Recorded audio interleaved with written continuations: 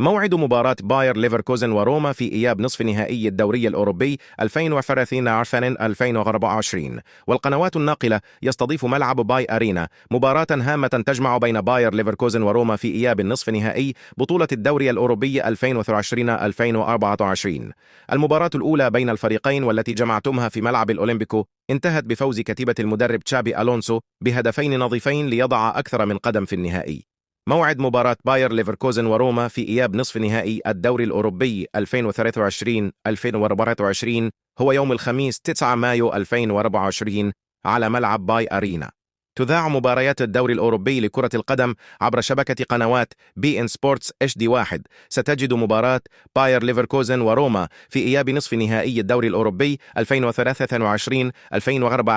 على شاشتها على ساعة 7 بتوقيت موريتانيا والمغرب، 8 بتوقيت الجزائر وتونس، 9 بتوقيت السودان وليبيا، 10 بتوقيت قطر والسعودية ومصر، 11 بتوقيت أبو ظبي وسوريا والأردن.